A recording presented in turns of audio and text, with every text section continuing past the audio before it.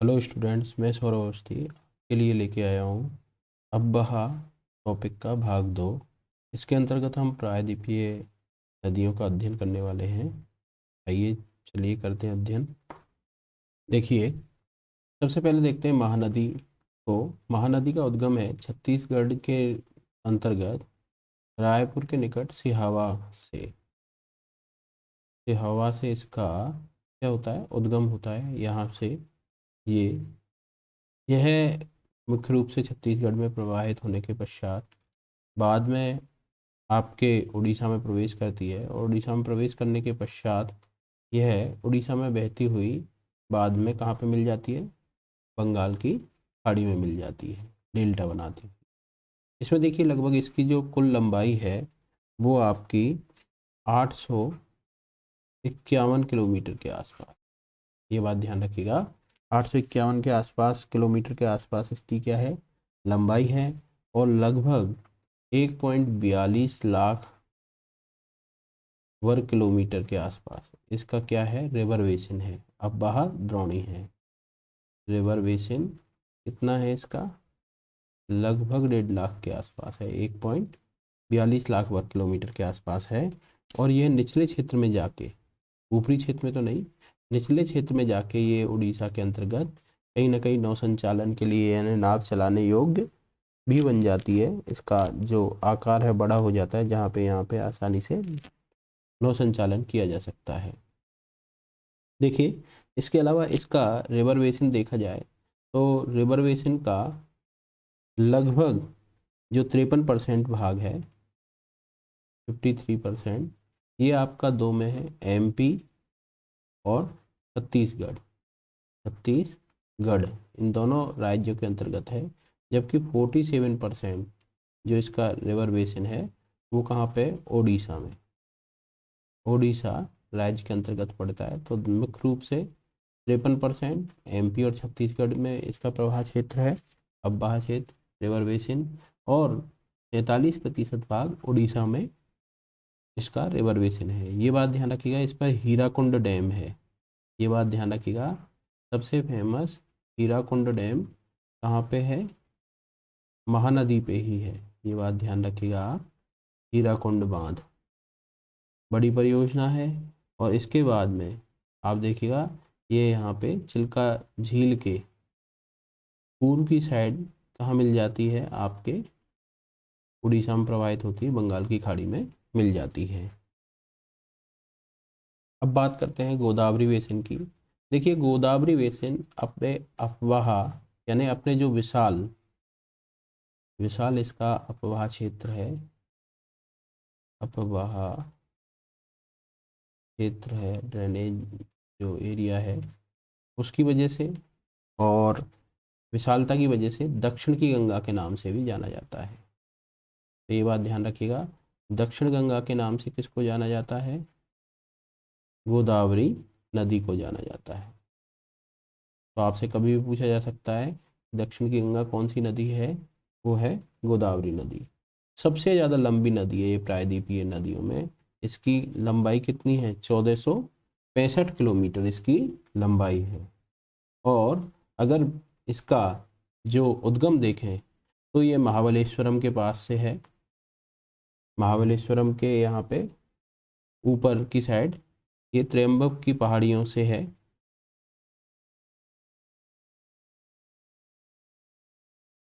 त्र्यंबकेश्वर, नासिक से इसका उद्गम होता है, नासिक के निकट से इसका उद्गम है। ये बात ध्यान रखिएगा। महाबलेश्वरम के ऊपर त्र्यंबकेश्वर की पहाड़ियाँ हैं, वहाँ से इसका उद्गम है, यहाँ से इसका उद्गम है। यह नदी अपने प्रवाह के अंतर्गत महाराष्ट्र में बहती हुई है। महाराष्ट्र में बहने के बाद ये आपका यहाँ पे तेलंगाना क्षेत्र में बहती है। तेलंगाना क्षेत्र के बाद आपका आंध्र प्रदेश कहा जाता था पहले, इस क्षेत्र में बहती हुई यह आपके आंध्र प्रदेश में बहती है। और उसके बाद में ये कहाँ पे पहुँच जाती है, आपके बंगाल की खाड़ी में मिल जाती है। यहाँ पे ये देखिए पोलावरम, पोलावरम वह स्थान है जहाँ के बाद यह बाढ़ के लिए जानी जाती है। इसके बाद इसमें बाढ़ें आती हैं, बाढ़ के लिए जानी जाती है। तो ये बात ध्यान रखिएगा कि कौन से स्थान के बाद ये किस में जानी जाती है, बाढ़ के लिए जानी जाती है, मुख्य रूप से यह पोलावरम के बाद। तो इसका जो मुख्य बेसिन है, रिवर बेसिन गोदावरी का, तो हम देखें तो रिवर बेसिन में महाराष्ट्र, आपका दूसरा आएगा मध्य प्रदेश छत्तीसगढ़ वाला इलाका, छत्तीसगढ़, और फिर आंध्र प्रदेश और आपका तेलंगाना, तेलंगाना। देखिए महाराष्ट्र वाले इलाके में जो इसका अब्बाह क्षेत्र है वो लगभग 49% है, 49%, 49%। मध्य प्रदेश छत्तीसगढ़ में इसका जो प्रवाह क्षेत्र है वो 20% के आसपास है, और बाकी का जो इसका अब्बाह क्षेत्र है, प्रवाह क्षेत्र है, रिवर बेसिन है, वो लगभग 31% आपका कहाँ पे, आंध्र प्रदेश और तेलंगाना में। तो ये बात ध्यान रखिएगा। सर्वाधिक इसका जो अब्बाह क्षेत्र है, रिवर बेसिन है, वो कहाँ पे, महाराष्ट्र राज्य के अंतर्गत है, फिर मध्य प्रदेश छत्तीसगढ़ के अंतर्गत, क्योंकि ये ऊपर का जो हिस्सा है जिसमें आपकी वेनगंगा है, प्राणहिता है, ये सारी की सारी क्या है, ये इस क्षेत्र से मध्य प्रदेश और आपका छत्तीसगढ़ से क्या करती हैं, जल ग्रहण करती हैं। इसीलिए इसके रिजर्वेशन में छत्तीसगढ़ एमपी से 20% आएगा और आंध्र प्रदेश और तेलंगाना से लगभग 31% इसका क्षेत्र शामिल है। अब देखिए इम्पोर्टेंट क्या है, इसकी बाईं तरफ से कौन सी नदियाँ मिलती हैं और दाईं तरफ से।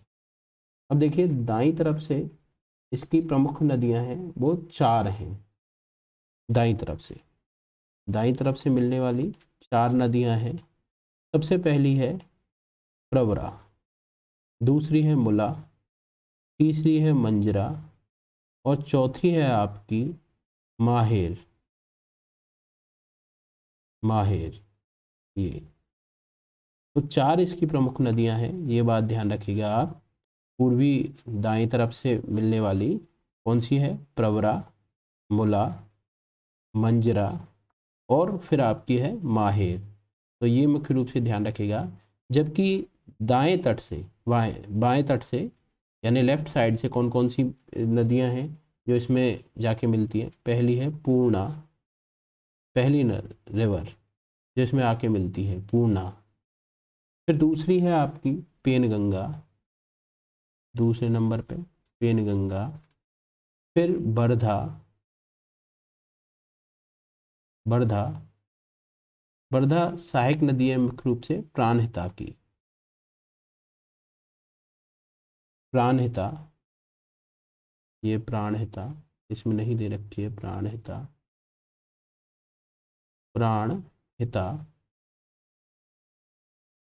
फिर इसके बाद में वेनगंगा 5वें नंबर पे।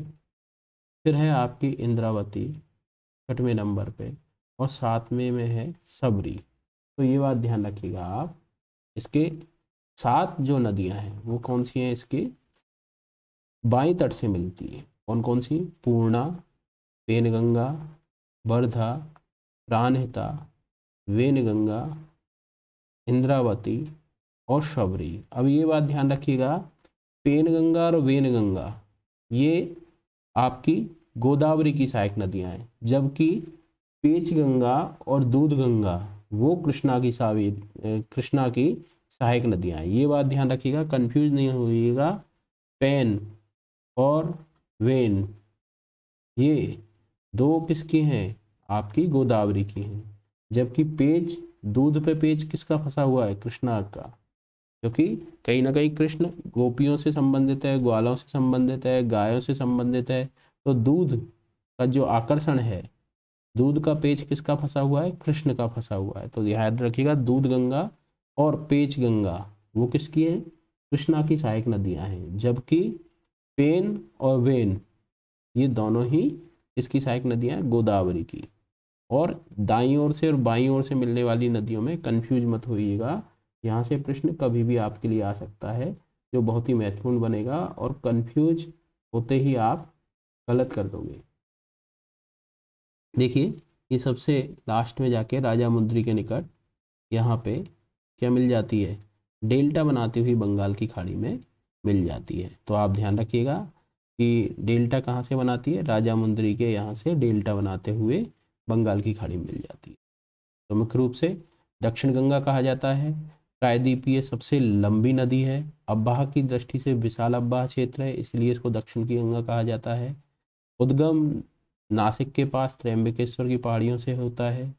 इसके जो रिवर बेसिन है उसका सर्वाधिक भाग कहाँ पे है, महाराष्ट्र में, छत्तीसगढ़ एमपी में 20% और आंध्र प्रदेश तेलंगाना में 31% है। दाईं ओर से 4 प्रमुख नदियां हैं, प्रवरा है, मुला है, मंजरा है और आपकी माहेर है। जबकि बाईं ओर से मिलने वाली, लेफ्ट साइड से मिलने वाली नदियां बहुत सारी हैं। 7 नदियां हैं, पूर्णा, पेनगंगा, वर्धा, प्राणहिता, वेनगंगा, इंद्रावती और सबरी। दक्षिणी क्षेत्र में पोलावरम, पोलावरम के बाद यह बाढ़ों के लिए जानी जाती है और राजामुंदरी के बाद यह डेल्टा बनाती हुई कहाँ पे, बंगाल की खाड़ी में मिल जाती है। यहाँ पे गोदावरी बेसिन होता है। इसके बाद में हम देखते हैं कृष्णा। अब देखिए कृष्णा बेसिन देखते हैं। इसका उद्गम मुख्य रूप से आपके यहाँ पे सह्याद्री से, महाबलेश्वरम की पहाड़ियों से है। महाबलेश्वरम की पहाड़ियों से है। कहाँ से, सह्याद्री, सह्याद्री, यह पहाड़ियों को सह्याद्री कहा जाता है, जिसमें महाबलेश्वरम के निकट इसका क्या है, उद्गम है। इसकी जो कुल लंबाई है वो लगभग 1400 किलोमीटर है, जबकि गोदावरी की 1465 है, यानी इससे भी ज़्यादा लंबी गोदावरी है। ये बात ध्यान रखिएगा। इसका जो रिवर बेसिन है, अगर हम रिवर बेसिन की बात करें, बेसिन की, तो बेसिन में इसका सबसे अधिक भाग कहाँ से है, महाराष्ट्र में कितना है, देखिए महाराष्ट्र में है 27%। फिर आपका कर्नाटक में, कर्नाटक में कितना है आपका 44%। और फिर इसका आपका जो आंध्र प्रदेश और तेलंगाना, आंध्र प्रदेश प्लस तेलंगाना, तेलंगाना में ये कितना प्रतिशत है आपका 29%। तो ये बात ध्यान रखिएगा। ये सर्वाधिक इसका जो रिवर बेसिन है वो कर्नाटक में फैला हुआ है, जबकि गोदावरी रिवर का महाराष्ट्र में फैला हुआ था। ये बात ध्यान रखिए। इसका उद्गम महाबलेश्वरम, सह्याद्री के निकट महाबलेश्वरम से है और कुल लंबाई लगभग 1400 किलोमीटर है। रिवर बेसिन महाराष्ट्र में 27%, कर्नाटक में 44%, आंध्र प्रदेश तेलंगाना में 29%। इसमें देखिएगा इसकी बाईं ओर से मिलने वाली नदियां हैं, मुख्य रूप से कौन सी है, भीमा, इसके बाद आपकी है मूसी, ये मूसी नागार्जुन सागर के बाद मूसी, और मुनेरू, मुनेरू, मूसी और मुनेरू। 3 लेफ्ट साइड से मिलने वाली है, पहली भीमा, दूसरी मूसी और तीसरी मुनेरू। 3 इसकी सहायक नदियां हैं। जबकि इसकी बाईं ओर से मिलने वाली सहायक नदियां कौन सी हैं, पहली है कोयना, दूसरी है आपकी पेचगंगा, घाट प्रभा भी आप मान लीजिए, घाट प्रभा, माल प्रभा, इसके अलावा आपकी पेचगंगा और दूध गंगा। अब ये शुरुआती हैं, पेचगंगा, दूध गंगा, इसमें नहीं दे रखा है, पेचगंगा, दूध गंगा आप ऐड कर लीजिएगा। देखो यहाँ पे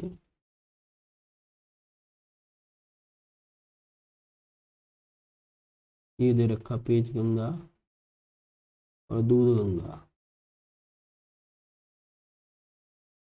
ठीक है ना। तो पहले पे आपकी कोयना हो गई, दूसरे पे पेच गंगा, तीसरे पे दूध गंगा, चौथे पे हम देखें घाट प्रभा, चौथे नंबर पे घाट प्रभा, पांचवे पे माल प्रभा, छठे पे आपकी तुंगभद्रा, एक बादामी भी है जो आपकी देखना पड़ेगा, वो भी यहीं आसपास आपको मिलेगी बादामी। देखिए कहाँ पे, ये रिवर आपकी यहाँ पे जाके मिलती है और बीच में बादामी रिवर मिलेगी आपको, यहाँ पे दिखाई नहीं है इसमें बादामी। तो ये आपकी मुख्य रिवर है, 7 रिवर हैं इसकी भी। देखिएगा कौन कौन सी, कोयना, पेच गंगा, दूध गंगा, इसके अलावा घाट प्रभा, माल प्रभा, बादामी और तुंगभद्रा। तुंगभद्रा 2 नदियों से बनी है, तुंगा और भद्रा, ये बात ध्यान रखिएगा। इस पे तुंगभद्रा क्या है, डैम बना हुआ है, डैम बना हुआ है तुंगभद्रा। ऐसे ही यहाँ पे भी इस पे कौन सा, नागार्जुन सागर बांध बना हुआ है, किस पे, कृष्णा रिवर पे नागार्जुन सागर प्रोजेक्ट बना हुआ है। तो ये बात ध्यान रखिएगा आप, कृष्णा रिवर पे, कृष्णा का संबंध किससे है, अर्जुन से, तो नागार्जुन सागर प्रोजेक्ट किस पे बना हुआ है, कृष्णा रिवर पे, आप ध्यान रखिएगा। अंत में यह डेल्टा बनाती हुई कहाँ पे, आपका बंगाल की खाड़ी में मिल जाती है, विजयवाड़ा के निकट यह डेल्टा बनाती हुई कहाँ पे मिल जाती है, आपकी बंगाल की खाड़ी में। तो ये फैक्ट याद रखिएगा इसके। अब देखते हैं कावेरी बेसिन। कावेरी बेसिन के अंतर्गत सबसे पहले हम देखें, कावेरी नदी का उद्गम है वह कर्नाटक के कोगाडू जिले में, कोगाडू जिले के अंतर्गत ब्रह्मगिरी की पहाड़ियों से है, ब्रह्मगिरी की पहाड़ियों से इसका उद्गम है, पहाड़ियों से कावेरी नदी का क्या है, उद्गम। कोगाडू जिले के अंतर्गत ब्रह्मगिरी की पहाड़ियों से इसका उद्गम है। इसकी जो कुल लंबाई है वो कितनी है, 800 किलोमीटर है, इसकी आपकी कावेरी रिवर की। देखिए इसके अलावा इसका जो रिवर बेसिन है, रिवर बेसिन, रिवर बेसिन वो कहाँ कहाँ पे है, केरल, केरल, आपका कर्नाटक और तमिलनाडु, तमिलनाडु। अब देखिए केरल में कितना है इसका रिवर बेसिन, केवल 3%, केवल 3% रिवर बेसिन केरल में है। कर्नाटक में इसका 41% रिवर बेसिन है और तमिलनाडु में सर्वाधिक 56% रिवर बेसिन है। तो ये बात ध्यान रखिएगा कि सर्वाधिक रिवर बेसिन कावेरी नदी कहाँ पे, तमिलनाडु में, फिर कर्नाटक में और सबसे कम केरल में। अब देखिए इसकी सहायक नदियाँ कौन सी हैं, ये थोड़ा सा इसको सही कर लीजिएगा। ये ब्रह्मगिरी की पहाड़ियाँ, यहाँ लक्ष्मण तीर्थ जो रिवर है इसके यहाँ पे है, इस जगह से है इसका उद्गम, यहाँ पे नहीं है, इसको यहाँ पे आप कीजिएगा शिफ्ट कि ब्रह्मगिरी की पहाड़ियों का यहाँ पे उद्गम है, तो यहाँ से इसका उद्गम निकलता है और यहाँ से फिर इसकी जो दाईं ओर से और बाईं ओर से मिलने वाली सहायक नदियों का क्रम देखें। सबसे पहले हम देखते हैं कि इसकी जो बाईं ओर से कौन कौन सी सहायक नदियाँ मिलती हैं, वो देखिएगा। एक लक्ष्मण तीर्था, दूसरी कावनी, तीसरी तीसरी सुवर्णवती, चौथी है भवानी, पांचवी है नोयल और छठी है अमरावती। 6 इसकी जो सहायक नदियां हैं वो किस साइड से बहती मिलती हैं, दाहिने तट से, दाईं ओर से, राइट साइड से, दाईं ओर से 6 सहायक नदियां हैं आपकी, कौन कौन सी हैं? ये देखिए, सबसे पहले लक्ष्मण तीर्थ था, फिर काबनी, फिर आपकी सुवर्णवती, भावनी, नोयल और अमरावती। ये इसकी प्रमुख सहायक नदियां हैं जो दाईं ओर से मिलती हैं। जबकि बाईं ओर से कौन कौन सी मिलती है? हेमावती, हारंगी, इसके अलावा तीसरी है सिमसा, ये यहाँ पे, चौथी है अर्कावती। तो 4 कौन सी हैं जो बाईं ओर से मिलती हैं? बाईं ओर से मिलने वाली कौन कौन सी नदियां हैं? 4 नदियां हैं। पहली हेमावती, हारंगी, आपका सिमसा और अर्कावती, 4 नदियां इसकी बाईं ओर से मिलती हैं। एक बात ध्यान रखिएगा, ये मेटू डैम, इस पे बहुत विवाद है, इसलिए ये आपका कर्नाटक तमिलनाडु में बना हुआ है। मेटू डैम पे बहुत बड़ा विवाद है, तो इसलिए ध्यान रखिएगा मेटू डैम कौन सी रिवर पे बना हुआ है? आपका कावेरी नदी पे। इसके अलावा कृष्ण राज सागर, ये भी कहाँ पे बना हुआ है? कावेरी नदी पे बना हुआ है। तो ये बात ध्यान रखिएगा, दोनों ये कावेरी नदी पे बने हुए हैं।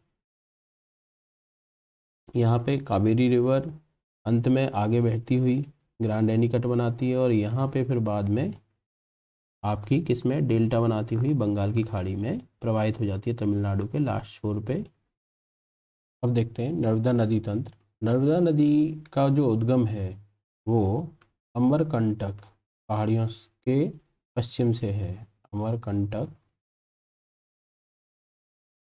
के पश्चिम से है, जबकि अमरकंटक के यहीं से सोन नदी का भी उद्गम है, महानदी का भी इसी के आसपास से उद्गम है। तो ये चारों तरफ से अमरकंटक के आसपास, इसीलिए यहाँ पे अरिये टाइप का था उद्गम, ये इसी का एग्जाम्पल था।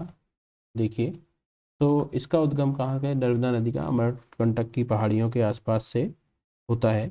इसकी कुल लंबाई है वो 1057 किलोमीटर है, इसका नर्मदा नदी की। देखिए, यह ऊपर में विंध्याचल और नीचे सतपुड़ा रेंज, विंध्याचल विंध्याचल और सतपुड़ा की पहाड़ियों, सतपुड़ा पहाड़ियों के बीच में बहती है, पहाड़ियों के बीच में से बहती है।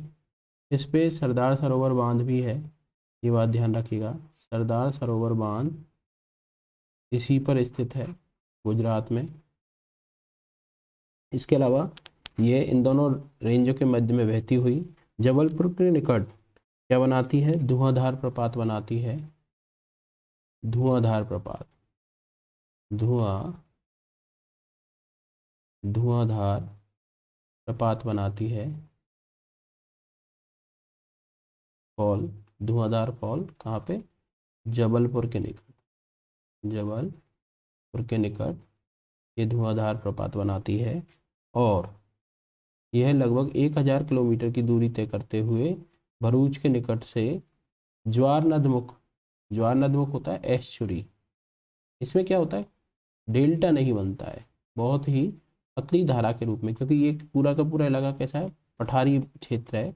इस पठारी क्षेत्र में ये डेल्टा नहीं बनाती है, और यहाँ पे सीधा चट्टानों को काटते हुए सीधा किस में गिर जाती है? अरब सागर में गिर जाती है। तो एस्चुरी या एस्चुरी बोलते हैं इसको, एस्चुरी या ज्वार नदमुख बनाते हुए ये कहाँ पे मिल जाती है आपकी? इसमें अरब सागर में, अरब सागर में मिल जाती है, अरब सागर में जाके मिल जाती है। ये बात ध्यान रखिएगा। भरूच के निकट या भड़ौच के निकट, भड़ौच भी बोलते हैं, प्राचीन नाम भरूच था, भड़ौच, भड़ौच या भरूच के निकट ये क्या बनाती है? ज्वार नदमुख बनाती है, और इसमें मिल जाती है। तो एक बार फिर से देख लें फटाफट। देखिए, नर्मदा नदी का उद्गम अमरकंटक की पहाड़ियों के पश्चिमी क्षेत्र से होता है। इसकी जो ऊंचाई लगभग 1057 मीटर ऊंची पहाड़ियों से निकलता है, मीटर है ये। दूसरी बात, इसकी जो कुल लंबाई है, हाँ सॉरी, ये 1057 मीटर ऊंची है, पहाड़ियों से निकलता है, जबकि इसकी कुल लंबाई है, लेंथ है, वो 1312 किलोमीटर है। ये बात ध्यान रखिएगा, लंबाई कितनी है? लंबाई, ये लंबाई 1312 किलोमीटर लंबी क्षेत्र में बहती है। ये कुल लंबाई 1312 किलोमीटर है इसकी प्रवाह की। तो ये बात ध्यान रखिएगा, ये गलती से 1057 किलोमीटर लिखने में आ गया। ये हाइट है इसकी, इतनी हाइट से ये निकलती है यहाँ से। ये विंध्याचल और सतपुड़ा पर्वत श्रृंखलाओं के बीच में प्रवाहित होती है। इसी पे फेमस सरदार सरोवर बांध है जो गुजरात में है, भरूच के निकट। यह एस्चुरी या ज्वार नदमुख बनाती हुई किस में मिल जाती है? अरब सागर में मिल जाती है। धुआंधार प्रपात है जबलपुर के निकट, ये धुआंधार प्रपात बनाती है। तो ये प्रमुख फैक्ट आप इस नर्मदा नदी से रिलेटेड याद रखिएगा। अब देखिए तापी नदी को देखते हैं। तापी नदी का जो उद्गम है वो बैतूल जिले के अंतर्गत कहाँ से? मुल्ताई की पहाड़ियों से होता है। मुल्ताई की पहाड़ियों से इसका उद्गम है। यह इसकी कुल लंबाई कितनी है? 724 किलोमीटर लंबी है ये नदी। इसके अलावा लगभग ये 65,000 के आसपास अब्बाह क्षेत्र में बहती है। 65,000 किलोमीटर स्क्वायर लंबे इसका जो अब्बाह क्षेत्र है। इस अगर द्रोणी का देखें, बेसिन का, जो अब्बाह द्रोणी कहते हैं, रिवर बेसिन का अगर देखें तो महाराष्ट्र में इसका टोटल का 79% भाग कहाँ पे है? 79% जो बेसिन है वो महाराष्ट्र में है। एमपी में इसका लगभग 15% बेसिन है, जबकि गुजरात में देखा जाए तो 6% भाग कहाँ पे इसका? गुजरात में है अब्बाह क्षेत्र। तो गुजरात में कम है, ये बात ध्यान रखिएगा। और यह सूरत के निकट जाके कहाँ मिल जाती है? यह भी एस्चुरी बनाती है, ज्वार नदमुख बनाती है। और सूरत के निकट देखिए जो नर्मदा है वो कहाँ पे मिली? भरूच के निकट, ये सूरत के निकट बनती है। और यहाँ पे उकाई डैम भी है, ये बात ध्यान रखिएगा, उकाई डैम है। तो ये मुख्य रूप से कहाँ पे जाके मिलती है? अरब सागर में मिलती है। नर्मदा और तापी दो पश्चिम की ओर बहने वाली प्रायद्वीपीय नदियाँ हैं, इसको आप ध्यान रखिएगा। उद्गम बैतूल में मुल्ताई की पहाड़ियों से। टोटल लेंथ लगभग 724 किलोमीटर है। अब्बाह क्षेत्र लगभग 65,000 वर्ग किलोमीटर के स्क्वायर के आसपास है। और इसके अलावा इसका जो रिवर बेसिन है सर्वाधिक कहाँ पे है? महाराष्ट्र में है। महाराष्ट्र के अलावा इसका एमपी में 15% बेसिन के आसपास है और गुजरात में 6% है। इस पे उकाई डैम बना हुआ है और ज्वार नदमुख बनाते हुए सूरत के निकट अरब सागर में मिल जाती है। तो ये तापी रिवर हो गई। अब इसके बाद लूनी नदी का देख लेते हैं। लूनी नदी का उद्गम अरावली की पहाड़ियों से होता है। अरावली की पहाड़ियों से इसका अजमेर के निकट होता है। सरस्वती और सागरमती दो नदियों के मिलने से गोविंदगढ़ के निकट में कौन सी? सरस्वती प्लस सागरमती रिवर के मिलने से गोविंदगढ़ के निकट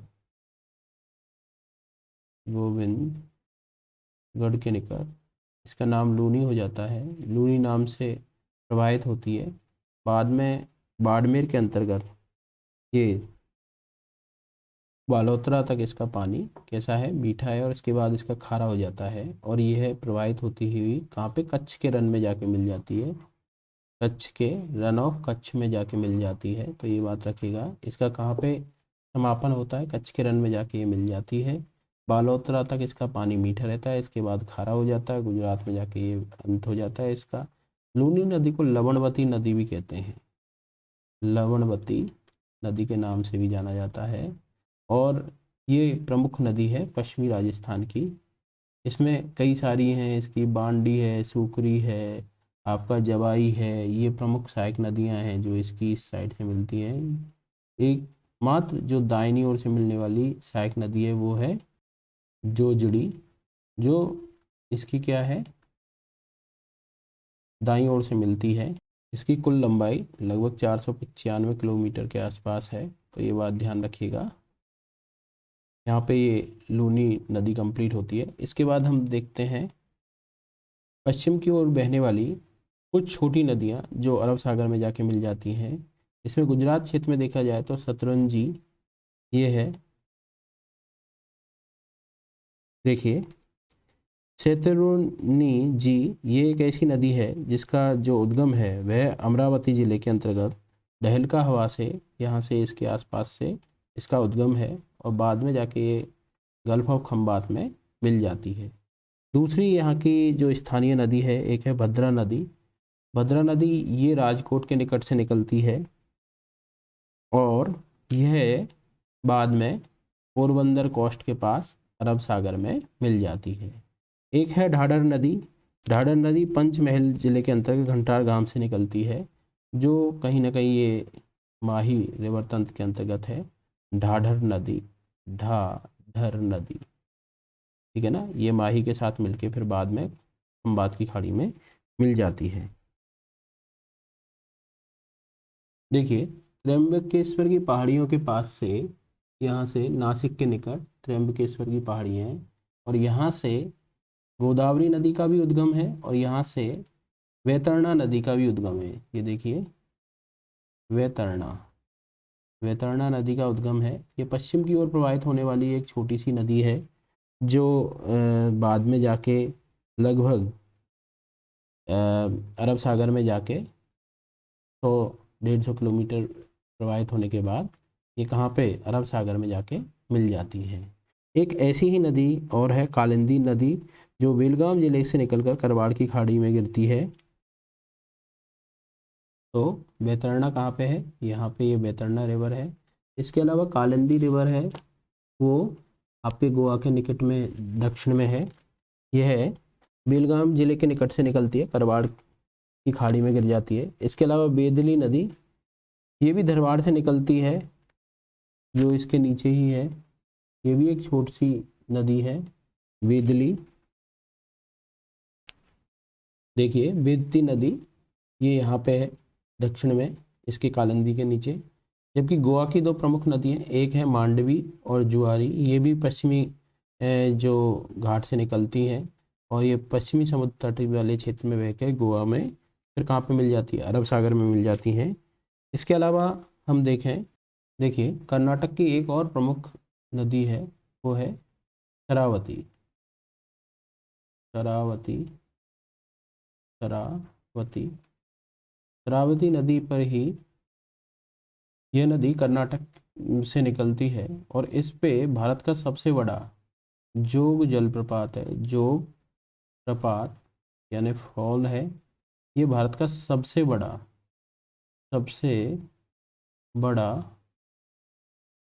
फॉल है। तो ये भी बात ध्यान रखिएगा आप।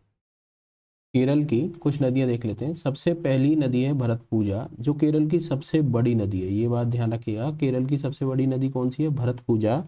इसको पोनानी नाम से भी जाना जाता है। इसका एक नाम क्या है, पोन्नानी, पोन्नानी नाम से भी जाना जाता है। दूसरी एक प्रमुख नदी है पेरियार, ये दूसरी भरतपूजा के बाद दूसरी बड़ी नदी है।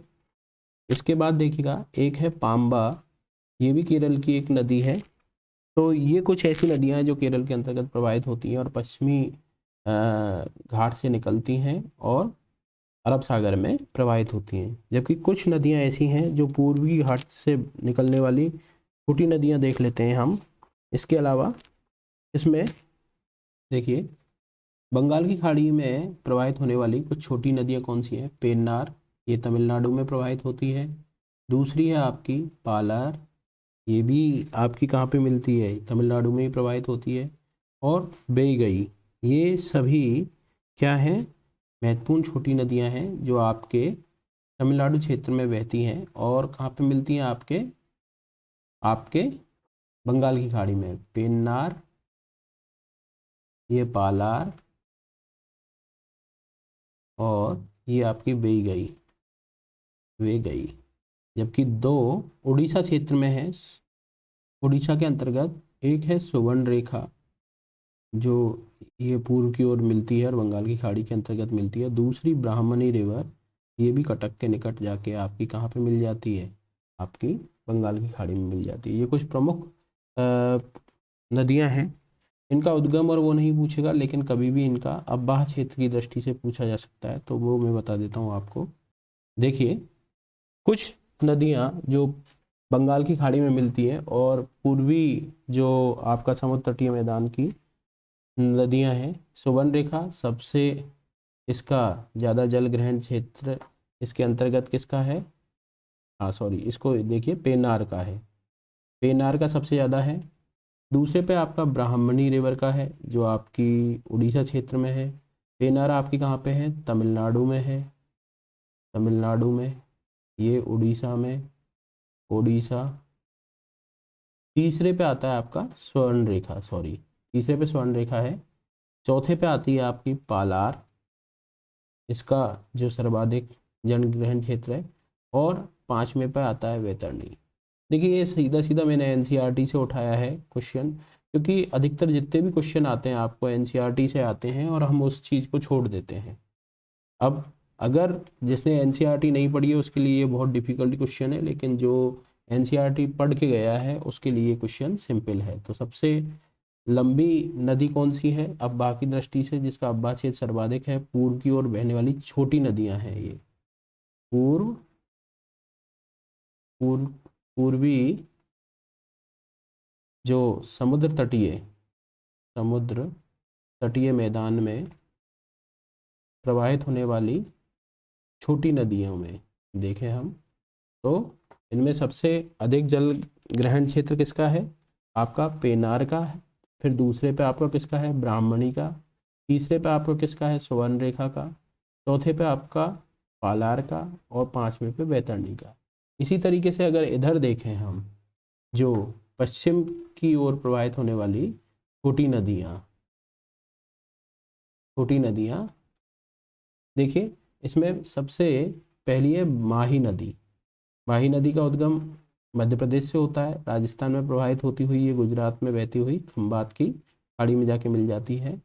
इसके अलावा दूसरा जो सर्वाधिक प्रवाह क्षेत्र है वो किसका है, साबरमती रिवर का, जहाँ यह भी कहाँ से निकलती है, आपके यह भी राजस्थान और गुजरात में प्रवाहित होती है। इसके अलावा यहाँ पे देखा जाए तो भरतपूजा भरतपूजा नदी का सर्वाधिक बेसिन है।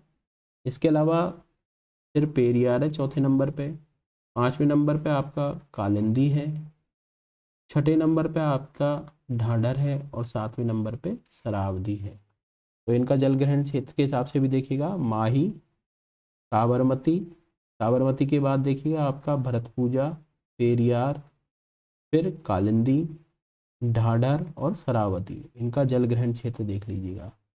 लंबाई की दृष्टि से एक क्वेश्चन और बनता है, लंबाई की दृष्टि से प्रायद्वीपीय नदियाँ, सबसे पहली अधिक लंबी कौन सी है आपकी, गोदावरी।